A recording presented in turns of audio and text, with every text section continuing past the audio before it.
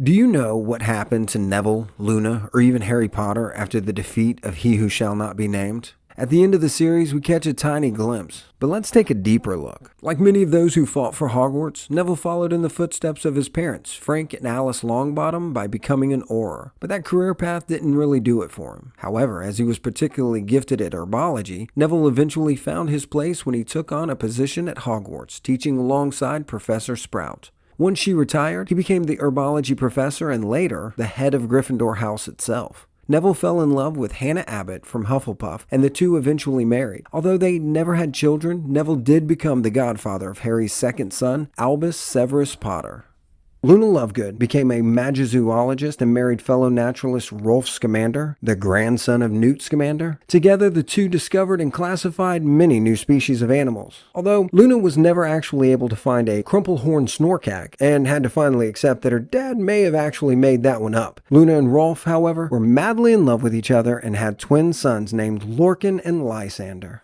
Ginny is notable throughout Harry Potter for her natural Quidditch talent. In her post-Hogwarts years, she made good use of her skills by becoming a professional Quidditch player for the Holyhead Harpies. After retiring from playing, Ginny couldn't bring herself to leave the pitch entirely, so she took up a position as a Quidditch commentator and eventually became the sports editor for the Daily Prophet newspaper. Ginny's marriage to Harry is one for the ages, as they appear to live happily ever after.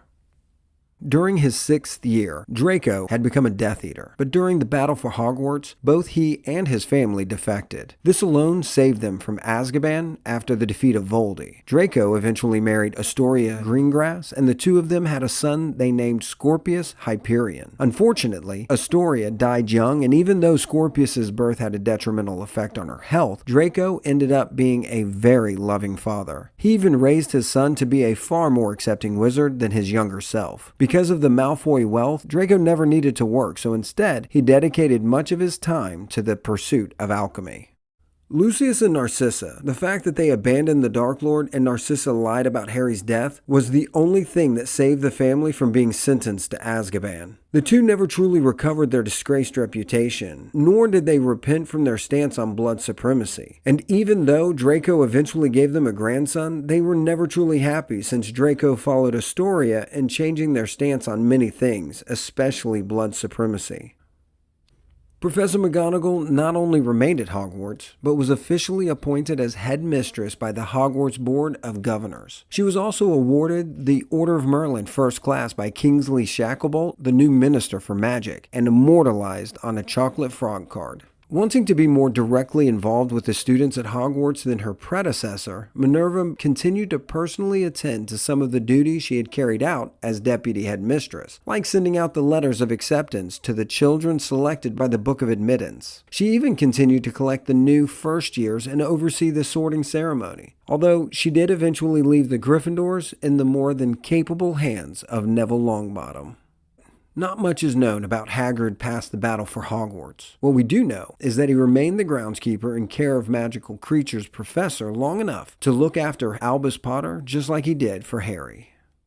After the loss of Fred, there was undoubtedly a gaping hole in George's life as the two were inseparable. George did go on to make the twins' dream come true by making Weasley's Wizard Wheezes an enormous success, and Ron even came on board to help run it. George eventually married Angelina Johnson, and the two had a son whom they obviously named Fred.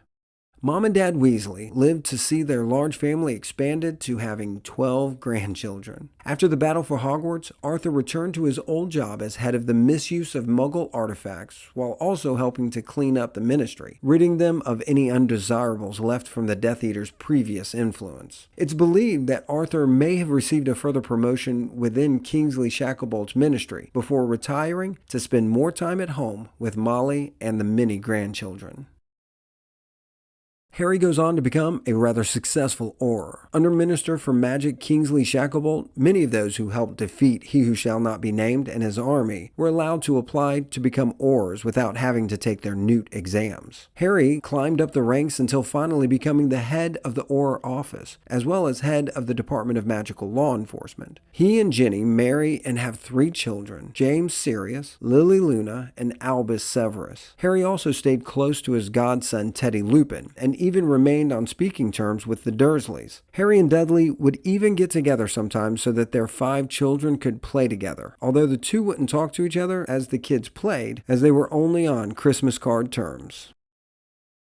Shortly after the war, Hermione did track down her parents in Australia and reversed the memory spell she had cast upon them. She is the only member of the Golden Trio who returned to take her newts. Afterward, Hermione opted to work for the Department for the Regulation and Control of Magical Creatures rather than become an Auror like Ron and Harry. She also pursued her dream of improving conditions for underprivileged magical creatures like the House Elves. Hermione quickly moved up the ranks in the Ministry and became the deputy head of the Department of Magical Law Enforcement. Eventually, she rose even further to become the Minister for Magic. Hermione and Ron married and had 2 children named Rose and Hugo.